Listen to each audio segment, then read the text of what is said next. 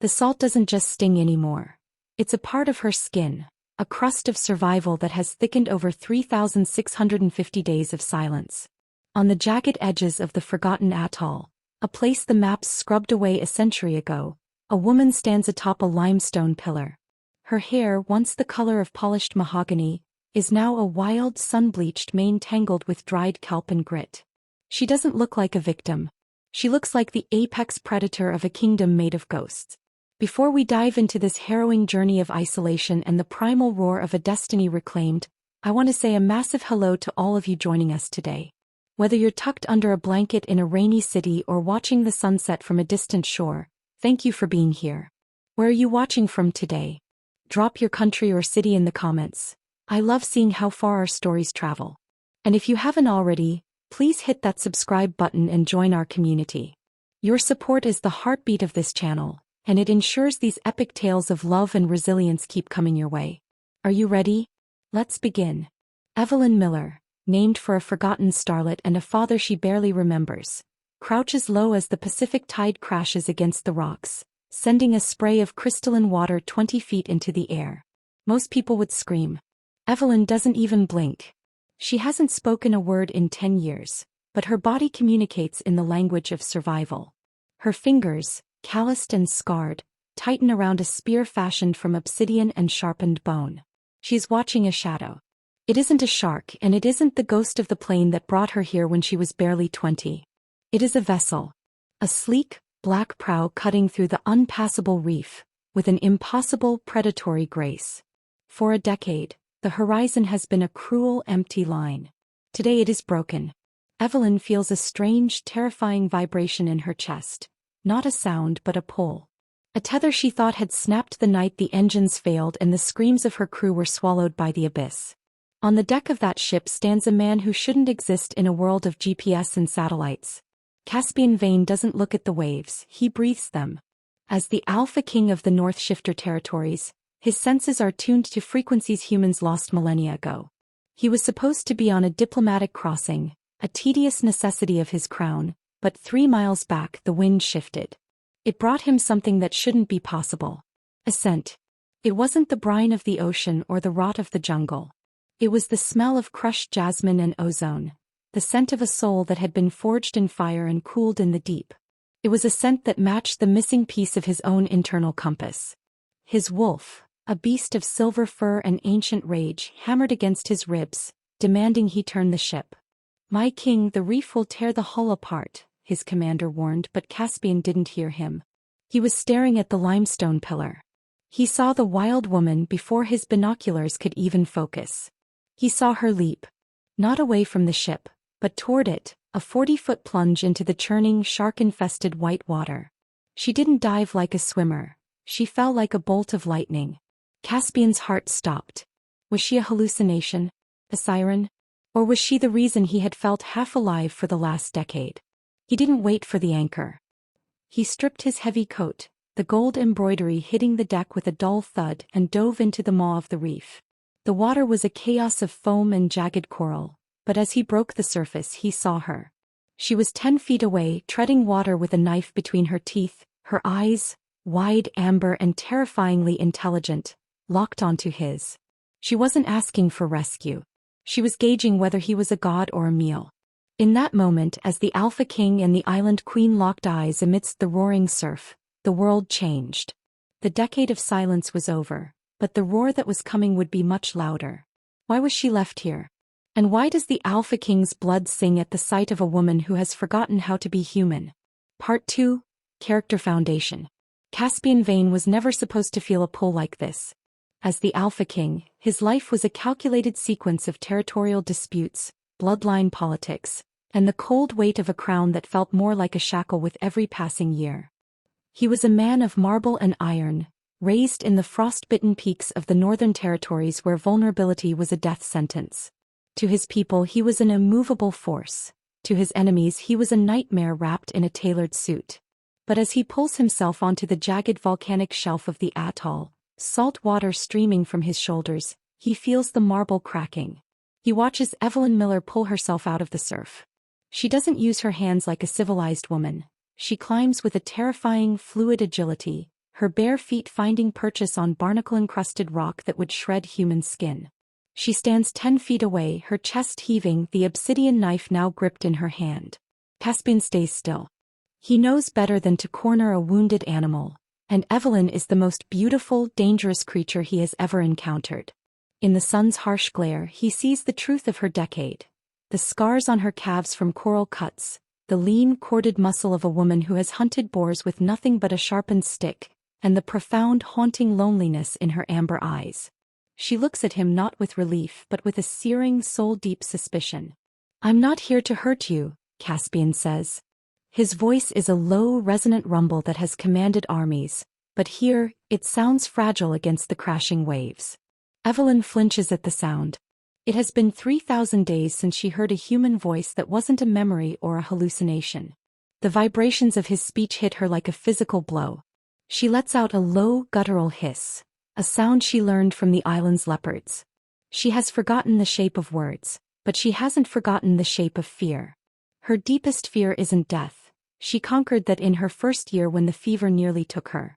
Her fear is hope. Hope is the thing that makes you weak. Hope is what makes you look at the horizon until your eyes bleed. For 10 years she has been the queen of nothing, and she was safe in that nothingness. Now this giant of a man with eyes the color of a stormy sea has invaded her sanctuary. Caspian sees the flick of her gaze toward a hidden cave opening draped in heavy vines. That is her home, her fortress. He senses the shift in the wind. The jasmine scent is stronger now, mixing with the metallic tang of his own blood where the coral nicked his arm. His wolf is howling inside him, a frantic, joyous sound. Mate. Mate. Found. But Caspian is a king, and he knows the politics of the world she left behind. He knows that if he brings her back, she isn't just a rescued castaway. She is a girl who disappeared from a prominent family, the Millers, whose shipping empire was dismantled and devoured by rivals the moment her plane went down. He remembers the headlines from a decade ago. It wasn't an accident. It was an execution. Behind Caspian, his beta, Silas Reed, manages to navigate a smaller skiff through the reef. Silas is the steady hand to Caspian's fire, a man of logic who looks at the wild woman and sees a liability. "Sire," Silas calls out, keeping his distance. "The tide is turning. We need to move. If she's the one from the manifest, her presence back home will start a war." Evelyn's ears twitch at the name Manifest. A flicker of a memory, a cold office, a man with a cruel smile signing a paper, the smell of jet fuel. Her grip on the knife loosens for a fraction of a second. Caspian steps forward, one hand outstretched, palm up. "Evelyn," he whispers. The sound of her name breaks the dam. A single tear, hot and defiant, carves a path through the salt on her cheek. She doesn't drop the knife, but she doesn't strike. She looks at the black ship, then back at the cave that sheltered her from 100 typhoons. She is choosing between the safety of a slow death and the danger of a new life. "Come with me," Caspian says, his voice thick with an emerging protective ferocity. "I will give you back the world they stole." He doesn't realize yet that the world she's returning to is more treacherous than any jungle, and the enemies who left her here are still sitting at the head of the table. The transition from the silence of the atoll to the humming, mechanical heart of the Vane's shadow is a violent assault on Evelyn's senses. She sits in the center of the Alpha King's private quarters, a room that smells of old parchment, expensive bourbon, and the heavy, intoxicating scent of Caspian himself. She refuses the bed, choosing instead to crouch in the corner of the room, her back against the reinforced steel bulkhead. She has traded her tattered rags for a silk robe Caspian provided, but she wears it like armor, the belt tied in a knot that only a sailor or a survivor would know.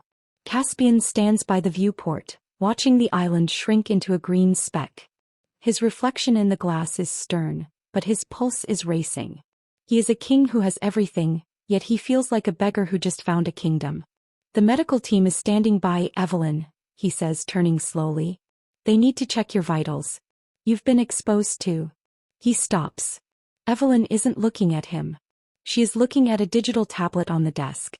On the screen, a news feed scrolls by, showing the logo of Miller International. A man with silver hair and a face like a hawk is giving a speech. Evelyn's hand trembles as she reaches out, her finger hovering over the glass. She makes a sound, a cracked, painful croak. "Arthur." The word is like a ghost in the room. Caspian freezes. Arthur Miller isn't just a businessman. He's a donor to the Northern Territories rivals and a man suspected of dealing in black market wolf Spain. If Arthur is the reason she was left on that island, this isn't a rescue mission anymore. It's a declaration of war. Before Caspian can speak, the ship's alarms blare, a sharp rhythmic piercing of the quiet. Sire.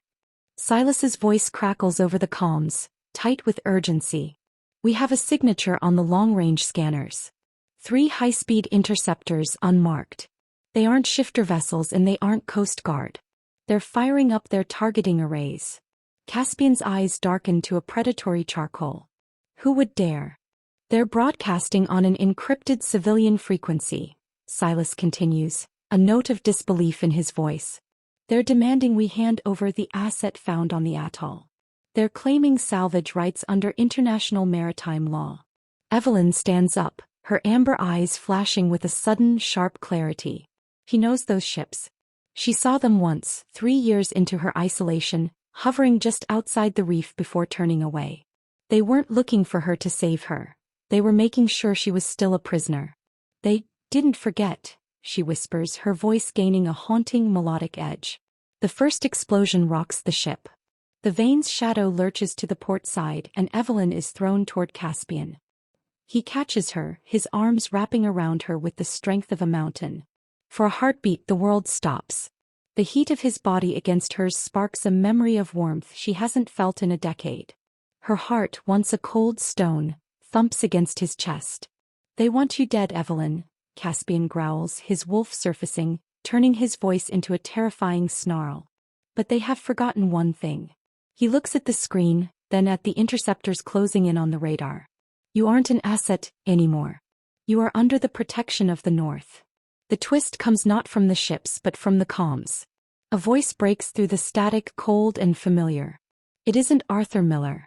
It's a woman's voice, smooth, icy and dripping with venom. Alpha King, you are harboring a fugitive. Evelyn Miller died 10 years ago.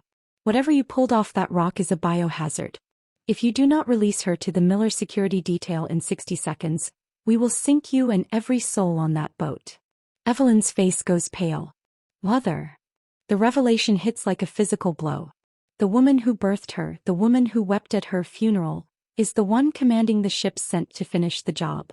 Caspian's grip on Evelyn tightens. The stakes just jumped from a rescue to a blood feud. Silas, Caspian roars into the comms. Engage the stealth drives. Prepare the torpedoes. And send a message back to Mrs. Miller. He looks Evelyn in the eye, a promise of absolute carnage written in his gaze. Tell her the king doesn't negotiate with monsters. The Vane's shadow leans hard into a subterranean trench, the stealth drives humming with a low-frequency vibration that rattles the teeth. In the dim, red-lit belly of the ship, the luxury of the Alpha King's quarters has been replaced by the stark, cold reality of a hunt. Caspian doesn't leave Evelyn's side. He can't. Every time he moves more than 5 feet away, the air between them feels like it's being sucked out of a vacuum. They're using thermal sonar, Silas reports, his fingers dancing across a holographic display in the tactical suite. They aren't just looking for a ship, sire. They're looking for her signature. Mrs. Miller isn't using standard tech. This is specialized, designed to track shifter-adjacent biotics. Caspian growls, the sound vibrating through the floorboards. She isn't a shifter, Silas. She's human. Is she? Silas counters, glancing at the monitor where Evelyn's heart rate is displayed. It isn't a steady human rhythm. It's a fast, syncopated beat, more akin to a bird of prey or a wolf in mid-sprint. Evelyn stands by a rack of tactical gear, her hands hovering over a serrated combat knife. The silk robe is gone, replaced by a form-fitting black recon suit that highlights the lethal grace of her frame. She hasn't spoken much, but her silence is no longer passive. It's predatory. I survived, she says, her voice still raspy like dry leaves skittering over stone. She looks at Caspian, her amber eyes reflecting the red emergency lights. The island, it didn't just take. It gave. Caspian steps into her space. He is a head taller, a wall of pure protective muscle, but he feels a strange electric pull when he looks at her. It's more than the mate bond his wolf screams about. It's a fascination with the soul that refused to break. He reaches out, his large hand gently cupping her jaw. His thumb brushes over a small scar near her ear. "What did it give you, Evelyn?" he whispers. For the first time she doesn't flinch. She leans into his touch, a jagged, broken sigh escaping her lips. The ability to see the wind. To hear the blood in the trees. To know when a lie is told. She looks at the screen where her mother's fleet is circling like vultures. My mother. She didn't want me dead for money. She wanted me dead because I saw what she was doing in the basement of the Miller estate. The grafting projects. Caspian's blood. "I will burn their world to the ground before I let them touch a hair on your head," Caspian growls, his voice dropping into a register that is purely animal. In the flickering shadows of the red emergency lights, the distance between them vanishes. Evelyn doesn't pull away. She reaches up, her scarred, steady fingers bunching the fabric of his tactical vest. The air in the small cabin is thick, charged with a decade of isolation meeting a lifetime of repressed hunger. For Evelyn, Caspian is the first solid thing in a world of shifting tides. For Caspian, she is the wild, beautiful storm he's been waiting to chase. The ship groans as it scrapes against a trench wall to avoid a sonar sweep. The impact throws them against the bulkhead, but Caspian's arms are already around her, shielding her body with his own. His heart is a drum and she can feel every beat against her palms. In this moment of shared vulnerability, the Alpha King, the man who never bows, leans down, his forehead resting against hers. "Stay with me," he commands, but it sounds like a plea. "Once we break the perimeter, I'm taking you to the Citadel. My territory. My rules." Evelyn looks up at him, her amber eyes glowing with a strange, bioluminescent flick in the dark. "They won't stop, Caspian. My mother. She didn't just want me gone. She wanted the data. My blood is the only successful sample of the graft that didn't kill the host." The revelation is a jagged glass shard in the air. The rising tension isn't just the ships outside. It's the ticking clock inside Evelyn's veins. "Sire." Silas's voice barks over the intercom, shattering the moment. "They've deployed the hounds. Submersible drones equipped with silver-tipped harpoons. They aren't trying to sink us anymore. They're trying to board us." Caspian snaps back into king mode, but he grabs a heavy pulse rifle and hands it to Evelyn. He doesn't tell her to hide. He knows better. "Can you use this?" Evelyn checks the safety with a mechanical familiarity that chills him. "I spent 10 years killing things that tried to eat me. This is just a bigger stick." As the first metallic thud of a boarding drone hits the outer hull, the romantic tension shifts into a lethal partnership. They move through the corridors of the Vane's shadow like a dual-aspect god of war, Caspian providing the brute, devastating power of the north, and Evelyn moving like a shadow, her island-honed instincts allowing her to predict the drone's movements before they even breach. But as they reach the cargo bay, a red dot laser finds Evelyn's chest. A red herring, a distraction, the drones were just a cover. A single, elite operative in a cloaking suit deactivates his shroud 10 feet away. It's a man she recognizes. Leo Thorne, her father's former head of security. The man who supposedly died trying to save her in the crash. "Evelyn," Leo says, his voice distorted by a breather mask. "Don't make this harder. Your mother just wants you home. The king is just using you for your lineage. Do you really think an alpha would want a broken human unless she had something he needed?" The doubt flickers in Evelyn's eyes for a split second, a seed of the old fear. She looks at Caspian. Is he the savior or just another collector? "Don't listen to him," Caspian snarls, stepping in front of the laser. "I didn't even know your name when I jumped into that water. I followed the scent of my soul." The bay doors hiss open. The ocean is trying to get in and the monsters are already here. The cargo bay of the Vane's shadow is a symphony of screaming metal and rushing water. The air is thick with the smell of ozone and the heavy, metallic scent of shifter blood as Caspian's guards clash with the boarding party. But in the center of the chaos, time seems to liquefy. Evelyn stands frozen, her pulse rifle lowered, staring at the man who was supposed to be a martyr for her family. "Leo," she breathes, the name tasting like ash. You were the one who pushed the emergency release on my harness. You saved me." Leo Thorne steps out of the shadows, his tactical mask retracting to reveal a face mapped with jagged scars, remnants of the crash. He doesn't look like a hero. He looks like a man who has sold his soul and realized the price was too high. I didn't save you, Evelyn. I stored you. The island wasn't a mistake. It was a laboratory with no walls. Caspian's growl is low, vibrating the very deck plates beneath their feet. He steps into the line of fire, his golden eyes burning with a predatory brilliance. Explain yourself, Thorn, before I rip the truth out of your throat. The graft isn't a serum, King, Leo says, his voice cracking with a frantic edge. He ignores Caspian, his eyes locked on Evelyn's amber ones. Your mother didn't want to make humans stronger. She wanted to make shifters obsolete. She found a way to suppress the wolf while keeping the power. But it required a specific genetic anchor. A bloodline that could bridge the gap without the madness. Evelyn feels a coldness spreading from the center of her chest. Me. You weren't just a witness, Evelyn, Leo continues, stepping closer despite Caspian's bared fangs. You were the first successful, transmuted, subject.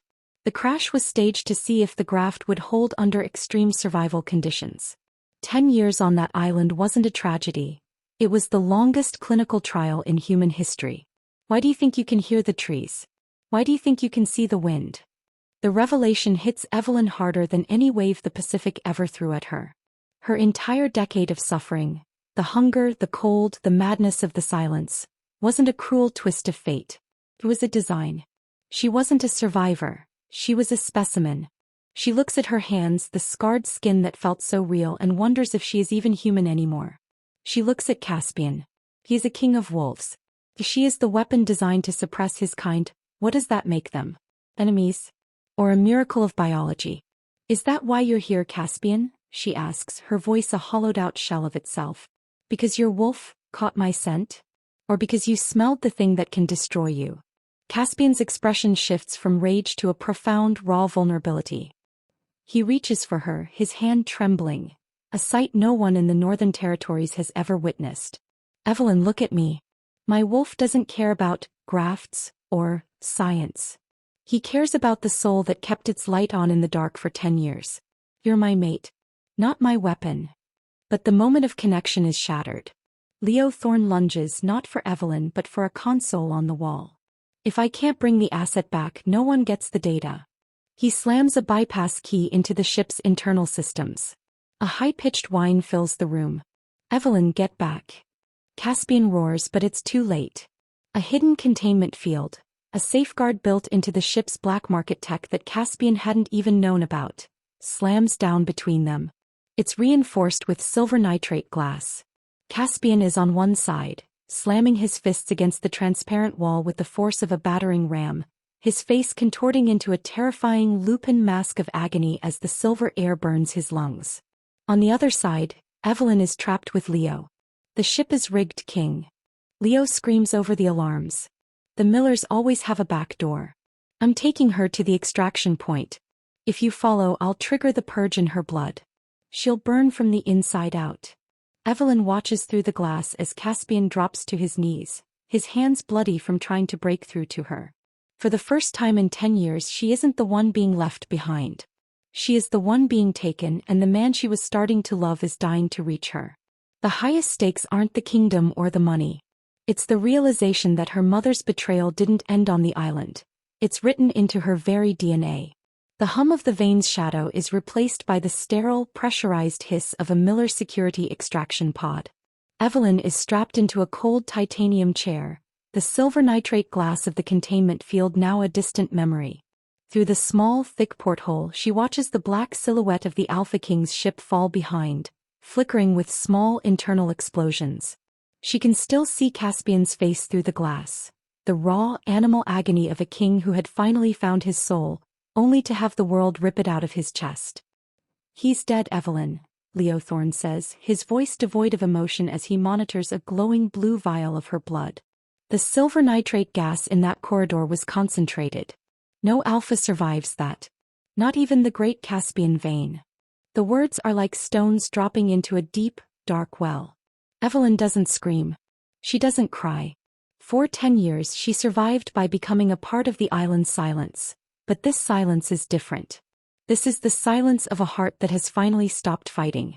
She looks at her wrists, bound by magnetic cuffs that pulse with a rhythmic blue light. The the graft suppression field. For the first time since she was 20 years old, she feels small. She feels like the girl who shivered under a lean-to while the monsoon tore the trees apart. But worse than the cold is the realization that her mother's reach was never limited by distance. The island wasn't her prison, her body was. "Why?" she whispers, her voice a ghost of its former self. "Why didn't she just kill me?"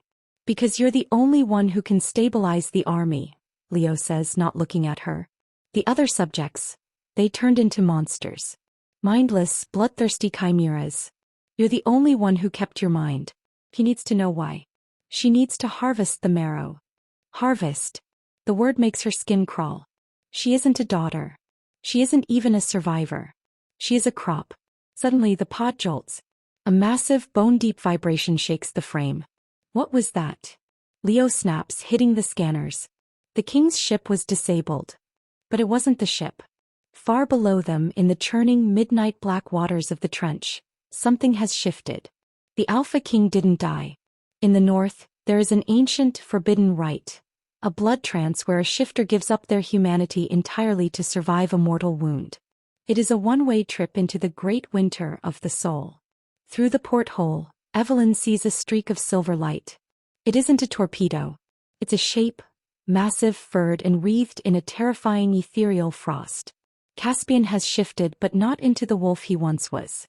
He has become the primeval, a creature of myth that hasn't walked the earth in 1,000 years. But as the beast slams into the extraction pod, the metal groans and begins to buckle. "He's going to kill us both." Leo screams, scrambling for the manual purge.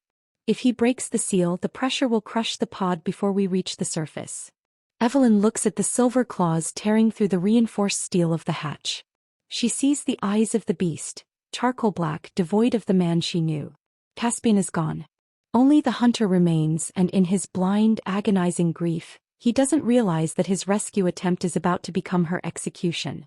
She is trapped in a sinking coffin with a man who betrayed her, while the man who loves her is inadvertently tearing her apart. The darkness of the deep ocean presses in, cold and absolute. There is no island to run to. There is no wind to hear. Everything she fought for, every day she spent sharpening that obsidian spear, every night she spent praying to a god she didn't believe in, feels like a cruel joke. She closes her eyes as the first spray of freezing seawater hisses through a crack in the hull. "Caspian." She breathes, a final, silent plea to the man lost inside the monster. But the only answer is the roar of the abyss. The roar of the ocean is deafening, a crushing weight that screams through the hairline fractures of the extraction pod. As freezing water swirls around her ankles, Evelyn Miller doesn't find fear. Instead, she finds the cold, crystalline clarity that kept her alive on the atoll for a decade. She isn't a victim of biology, and she isn't a sample. She is the woman who looked into the eyes of a leopard and didn't blink. "Leo, look at me," she commands. Her voice, once a raspy whisper, now rings out with a frequency that seems to vibrate the very water filling the cabin. Leo Thorne is paralyzed, his hand hovering over the purge button that would end them both. He stares at Evelyn, but he doesn't see a captive. He sees the graft waking up, not as a weapon but as an evolution. Her amber eyes aren't just glowing. They are burning with a golden, celestial fire that defies the darkness of the deep. The graft didn't suppress the wolf, Evelyn says, her bound hands tightening until the magnetic cuffs groan. It harmonized it. "I am the bridge, Leo. And you are the one who is afraid." With a guttural scream of pure, unadulterated will, Evelyn snaps the magnetic bonds. The feedback sends a surge of blue electricity through her veins, but she doesn't flinch. She lunges across the tilting pod, her fingers locking onto the manual override. Outside, the primeval beast that was Caspian Vein is tearing the outer hull to shreds. His claws, long as swords and cold as ice, scream against the metal. He is a whirlwind of grief and instinct, a king who has forgotten his name in the pursuit of his mate's scent. Evelyn slams her palm against the reinforced glass of the porthole. "Caspian." The beast freezes. One massive, silver-furred paw remains buried in the steel. The charcoal black eyes, wide and terrifying, lock onto the glass. "I am here," she screams, her voice channeled through the graft's power, a psychic tether that cuts through the primeval rage. "I am not the girl in the plane. I am the woman on the rock. Look at me. The monster tilts its head. A low, mournful whine vibrates through the pod. The ice wreathed around the creature's mane begins to melt into the dark water. Slowly, painfully, the charcoal in his eyes recedes, replaced by the stormy, turbulent sea gray of the man who dove into the reef for a stranger. Evelyn. The name isn't spoken, but she feels it in the marrow of her bones. But they are out of time. The pod's structural integrity reaches zero. The extraction ship is right above us. Leo stammers, his face pale as he realizes the Alpha King has regained his senses. They'll fire the depth charges to clear the area. They won't care if I'm inside. Evelyn doesn't look at Leo. She looks at the man outside the glass. She knows what she has to do. She doesn't just need rescue, she needs to take control of the narrative her mother wrote. Caspian, break the seal, she commands, her voice steady. Take us up. Not to your citadel. Not to a hiding place. We're going to the Miller estate. The beast's eyes widen. It's a suicide mission. They think they made a weapon, Evelyn whispers, a predatory smile touching her lips for the first time. It's time they saw it in action. With a final, thunderous strike, Caspian shatters the hatch. The ocean rushes in, a wall of black weight, but before it can swallow her, the Alpha King's massive arms wrap around her. He isn't a monster anymore, he is her shield. He kicks off the wreckage of the pod, a silver streak of lightning ascending toward the surface. Behind them, the extraction pod implodes, a tiny spark of light in the vast, unforgiving deep. The girl who was left alone for a decade is gone. The Queen of the North and the island has risen. The Miller estate sits atop a jagged cliff in the Pacific Northwest, a fortress of glass and steel that looks like a monument to cold, calculating power. Tonight, the heavy fog rolling off the coast is thick with the scent of pine and impending storm, but underneath it there is something else. A scent that makes the elite security teams in their high-tech exoskeletons shiver without knowing why. It is the smell of a decade of silence coming to an end. Caspian Vane, back in his human form but draped in a coat of silver wolf fur that seems to smoke with frost, stands at the edge of the treeline. His eyes are no longer just gray, they are rimmed with the gold of the primeval. Beside him, Evelyn Miller is a shadow made of lethal intent. She doesn't need a pulse rifle anymore. The graft inside her has stabilized, turning her senses into a living radar. She can feel the heartbeat of every guard in the building. She can hear the hum of the server rooms where her soul was once sold as data. They have silver gas emitters at every entrance, Caspian warns, his voice a low, dangerous vibration. If I step inside, my wolf will be paralyzed. Evelyn looks at the mansion, her childhood home turned into a laboratory of horrors. Then don't step inside as a wolf, Caspian. Step inside as a king. I'll handle the air. With a sudden, explosive burst of speed, Evelyn lunges toward the perimeter. The security drones swivel, their red eyes locking on, but she moves with a fluid, island-honed grace that the targeting computers can't track. She isn't just running, she is commanding the environment. As the first canister of silver gas hissed into the air, Evelyn raised her hand. The graft flared, a pulse of kinetic energy that didn't just stop the gas. It reversed the airflow, blowing the toxins back into the ventilation system of the guards' own masks. Tau, she screams. Caspian roars, a sound that shatters the reinforced glass windows of the West Wing. He doesn't shift, he uses the raw, unchecked strength of the primeval in human form, tearing the titanium security doors off their hinges like they were made of wet cardboard. They tear through the mansion like a dual-aspect storm. Caspian is the hammer, neutralizing the heavy hitters with strikes that crack stone. Evelyn is the scalpel, moving through the shadows, disabling the graft suppression fields with a touch. In the heart of the estate, in the White Room, where the sun never reaches, sits Madeline Miller. She is dressed in a crisp white suit, sipping tea as the sounds of her empire crumbling echo through the halls.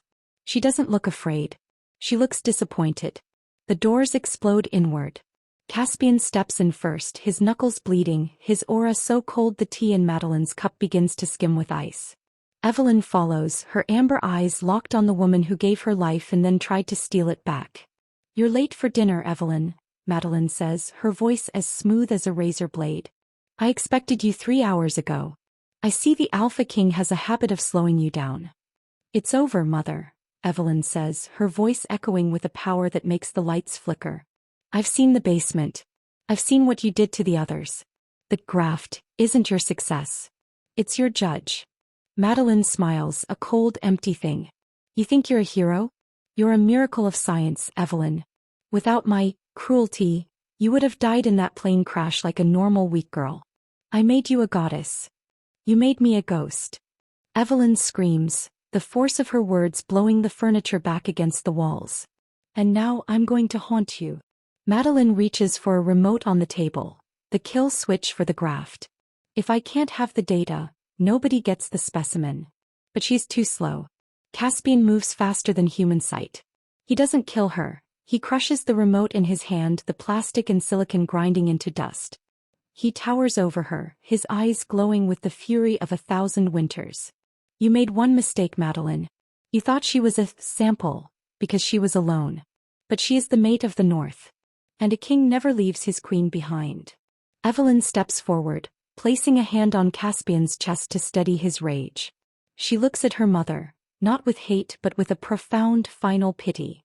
I'm not going to kill you, Mother, Evelyn whispers. That would be too quick. I'm going to give you exactly what you wanted. I'm going to give the world the data. All of it. The experiments, the bribes, the murders. Every file in this house is being uploaded to the North's public servers right now. Madeline's face goes from porcelain white to a sickly gray. You'll destroy the Miller name. You'll be a freak in the eyes of the world. No, Evelyn says, turning toward the door, her hand finding Caspian's. I'll be free. And you'll be a prisoner of the truth. As they walk out, the sirens of the International Shifter Council begin to wail in the distance. The fortress is falling. The decade of darkness is over. The snow falling over the citadel of the North isn't like the biting spray of the forgotten atoll. It falls in soft, silent feathers, coating the ancient stone battlements in a layer of pristine white. From the highest balcony of the Alpha King's private wing, the world looks vast, cold, and utterly peaceful. Evelyn Miller stands at the railing, wearing a heavy cloak of charcoal wool lined with silver fox fur. She breathes in the mountain air, crisp, thin, and smelling of cedar and wood smoke. For the first time in a decade, the silence doesn't feel like a predator. It feels like a sanctuary. Behind her, the heavy oak doors creak open. She doesn't need to turn to know who it is. Her graft, once a mark of her mother's madness, has settled into a quiet, humming harmony with the world around her. She feels the steady, powerful thrum of Caspian veins heart long before he reaches her. He steps out onto the balcony, his presence a wall of warmth against the mountain chill. He doesn't say a word. He simply stands beside her, his large, scarred hand covering hers on the stone railing. The gold in his eyes has faded back to a calm, deep sea gray, but the bond between them, the tether that pulled him across an ocean, is stronger than ever. The council reached their verdict this morning, Caspian says, his voice a low, resonant rumble. Your mother's assets have been seized. The laboratories have been dismantled. And the survivors, the ones who didn't have your strength, they are being brought here to our medical wing. We're going to help them, Evelyn. Evelyn leans her head against his shoulder, closing her eyes. They aren't specimens anymore, Caspian. They're people. Just like I was. You were never just anything, he whispers, turning her to face him. He reaches up, his thumb brushing a stray lock of sun-bleached hair from her face. You are the heartbeat of this territory now. My people, they don't see a transmuted human.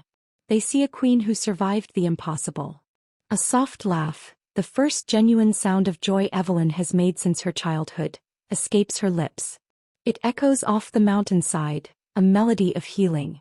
I spent 10 years talking to the trees in the tide, Caspian. I'm not sure I know how to be a queen. Then we'll learn together, he promises. Starting with this. He reaches into his pocket and pulls out a small weathered object. It's the obsidian spear tip she had dropped on the island the day he found her. He had it polished and set into a simple, elegant silver band. A reminder, he says, sliding the ring onto her finger, that you were never truly alone. The North was always waiting for its fire. Evelyn looks at the ring, then up at the man who dove into the maw of the reef for a scent on the wind. The satisfying conclusion isn't just the fall of her enemies. It's the rise of a life she never thought she'd have. The girl on the island is a memory, a story told to remind the world that the spirit cannot be caged. As the sun begins to set over the peaks, painting the snow in shades of violet and gold, Caspian pulls her into a deep, lingering kiss, a promise of 1,000 tomorrows where the only silence they'll ever know is the one shared between two souls finally at rest. "I love you, Evelyn," he murmurs against her skin. "I know," she whispers back, her eyes bright with hope. "I heard it in the wind before you even landed. The island is far away. The winter is here. And for the first time in 10 years, Evelyn Miller is finally, truly home. Thank you so much for traveling this long, emotional road with us." Evelyn and Caspian's story is a testament to the fact that no matter how long you've been lost, the right soul will always find a way to bring you back. What did you think of the final twist? Do you think the graft will bring more peace or more challenges to the Northern Territories? Let me know in the comments below. I read every single one. And if this story moved you, please hit that subscribe button and turn on notifications so you never miss our next epic journey. We have so many more stories of love, betrayal, and redemption waiting for you. Until next time, keep chasing the horizon.